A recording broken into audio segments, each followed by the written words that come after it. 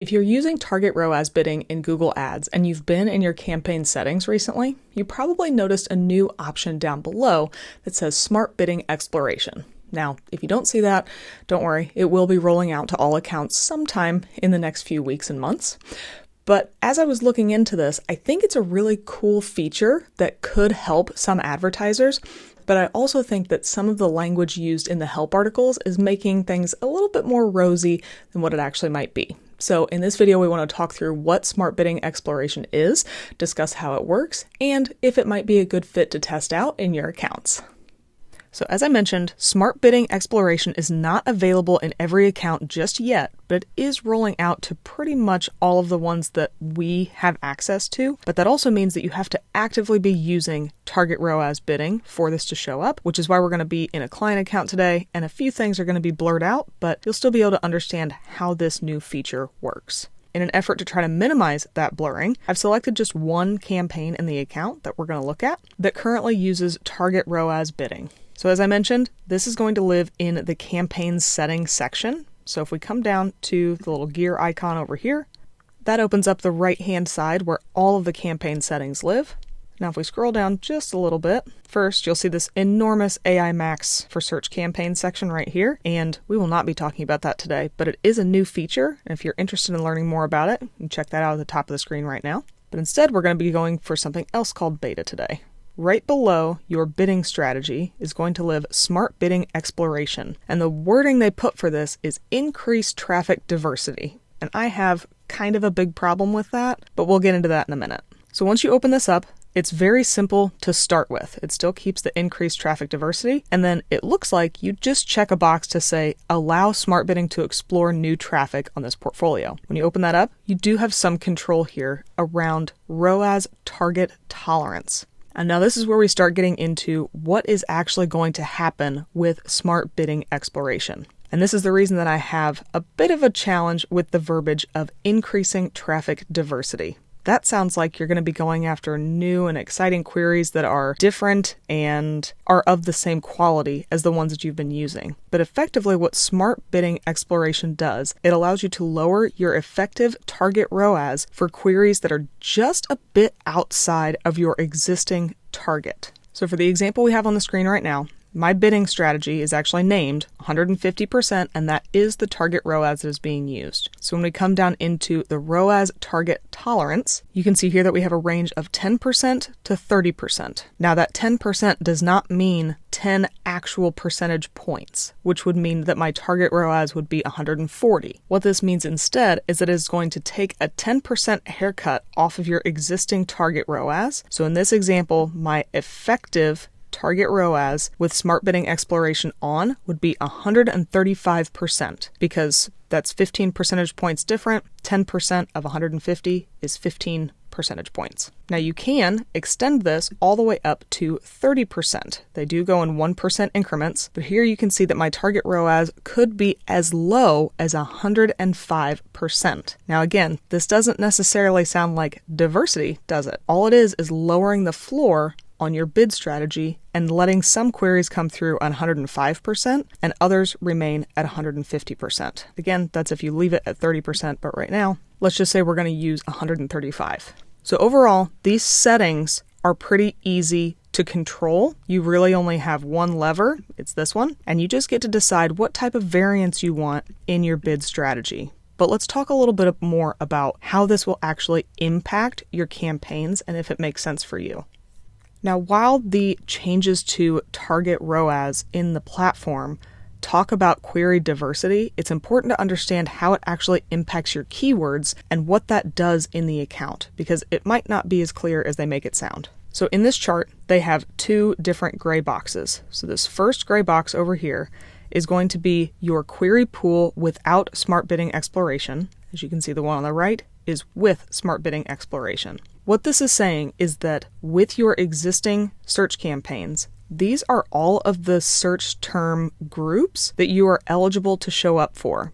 this is a function of your keywords and what you're targeting. So if you're a mortgage company and you're trying to target people who are searching for mortgages or a 30-year fixed mortgage or anything like that, you probably are technically eligible for any of these queries because they are related to your search terms. But the reason that you're showing up only for those highlighted in yellow is because those are the ones that Google thinks through its target ROAS bid strategy, it can actually achieve your goals. So in the account example that I had, we had 150% ROAS as the target. So effectively, this is the list of queries that we are technically eligible for, but Google is only going to bid on mortgage and 30-year fixed because those are the ones it thinks can hit 150% ROAS. Now with the Smart Bidding Exploration, we added a 10% variance on that. So with that, you'll remember we brought keywords down to 135%. So when we do that, we now have these new sets of keywords that have the blue icon next to them. And these are all new terms that we would start showing up for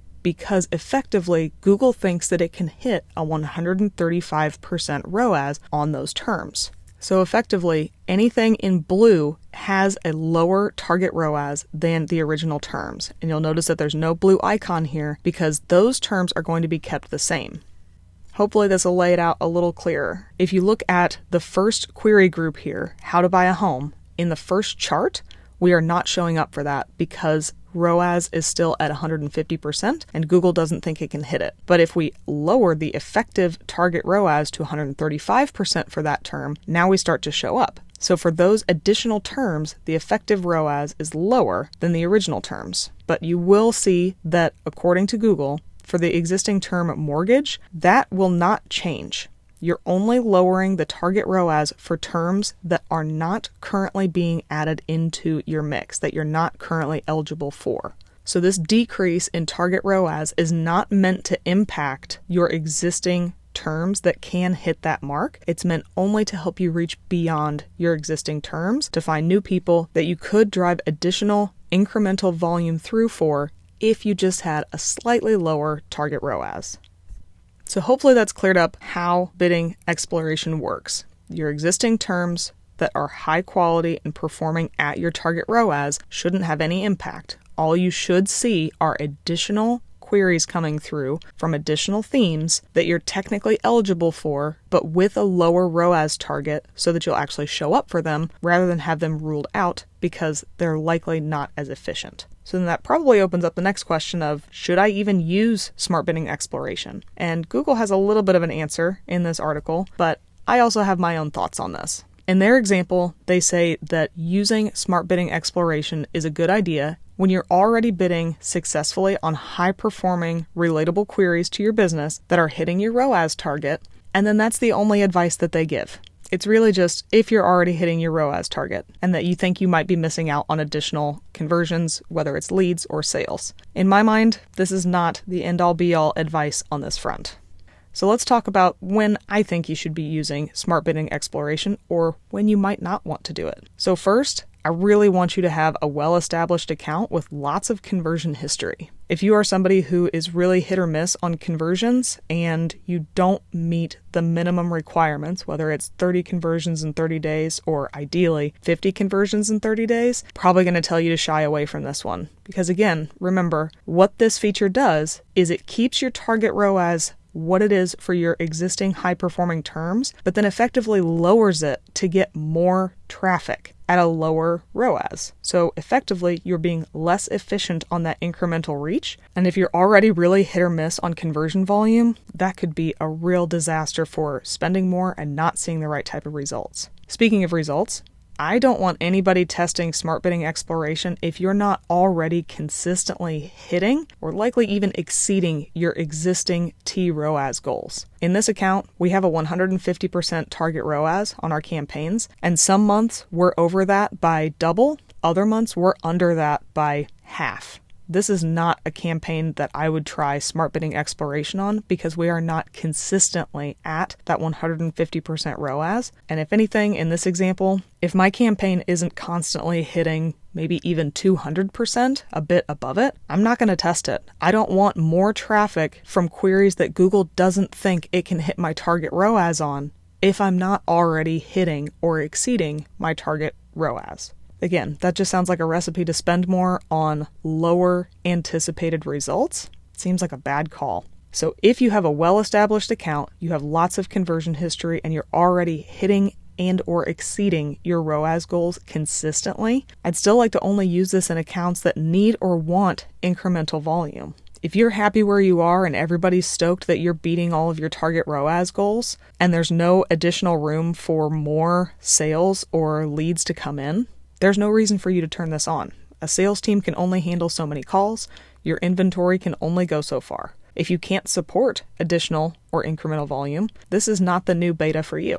It's designed specifically to get you more volume, potentially at a lower return on ad spend.